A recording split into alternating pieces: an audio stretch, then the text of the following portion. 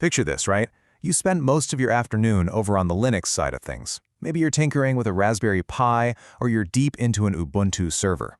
Then, inevitably, you have to jump back over to Windows. You open up the command prompt, your muscle memory instantly kicks in, you confidently type ls to list out your files, hit enter, and bam, error message. Windows has absolutely no idea what you are asking it to do. It's frustrating.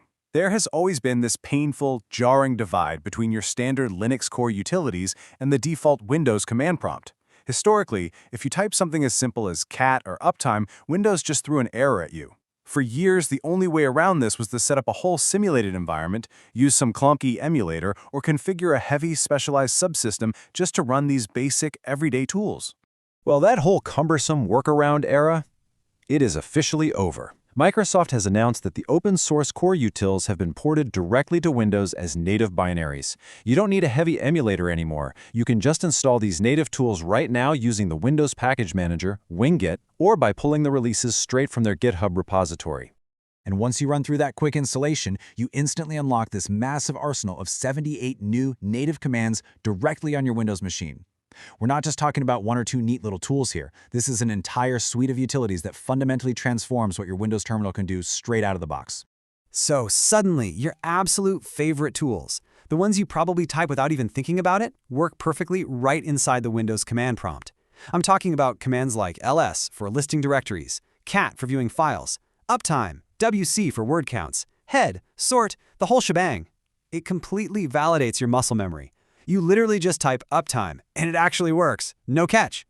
But here is where this port really proves its worth. It's not just that these standalone commands function, it's that their syntax and interoperability remain completely intact. You can run ls-1 to get a clean, single-column list using the normal flags, and then seamlessly pipe that right into wc to find out, say, that there are exactly 13 files in a directory. It all just flows flawlessly.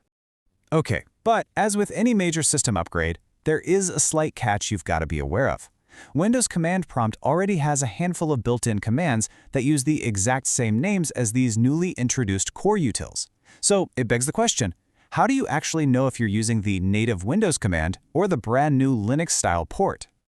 Well, for most commands, it's easy. You just pass the version flag to check. Typing cat -- version will clearly print out that it's the Coreutils version.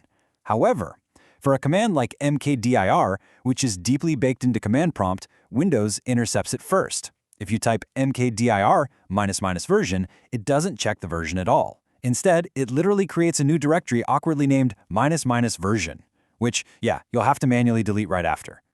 Now, this conflict fundamentally changes gears when we move away from the standard command prompt and over to PowerShell. PowerShell operates on a totally different level. It features much more sophisticated, deeply integrated built-in commands and aliases that predate this new Coreutils port by years. See, while the classic command prompt handles most of these new tools just fine, PowerShell stubbornly clings to its own built-ins. For example, PowerShell already has its own aliases mapped to cat and ls. If you try to run ls -- version over in PowerShell, it refuses to use the Coreutils version. It uses its own built-in and just throws a nasty error because it simply does not understand what the -- version flag means. So, how do we bypass this stubbornness? Actually, it's a pretty elegant fix. The simplest workaround is to create a custom script that explicitly sets a bunch of aliases. You run this script using the command, which essentially tells PowerShell, hey, load these new aliases directly into my active, current working environment. And once that alias script is applied, boom, you take back control. Testing a command like pwd, print working directory, with that -- version flag, will now proudly confirm that you are indeed running the Coreutils version. You've successfully overwritten PowerShell's native built-ins and seamlessly forced it to prioritize your shiny new Linux commands.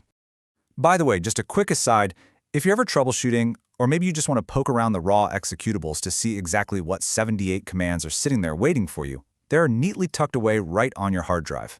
The default installation path drops everything into your C drive under Program Files right inside the Coreutils/bin directory. Okay, so using these tools in isolation is great, but we all know piping them together is where the real magic happens. To really demonstrate what this looks like natively on Windows, let's deconstruct a slightly ridiculous 13-command pipeline. We're going to completely stress test this new environment.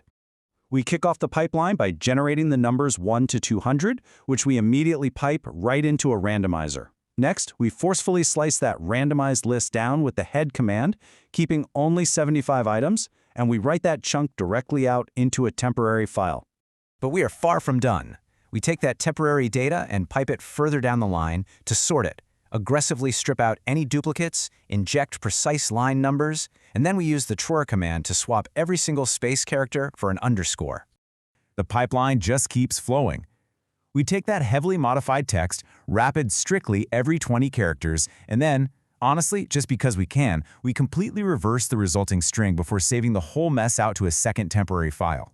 And for the grand finale of this 13-step beast, we read that folded.temp file, count the exact number of lines inside of it, and push that final integer into an echo command to print a highly dramatic summary straight to the terminal, reading, "We made 75 folded lines." Now, if you look at that resulting text file, it is just full of line numbers, underscores, and backward text.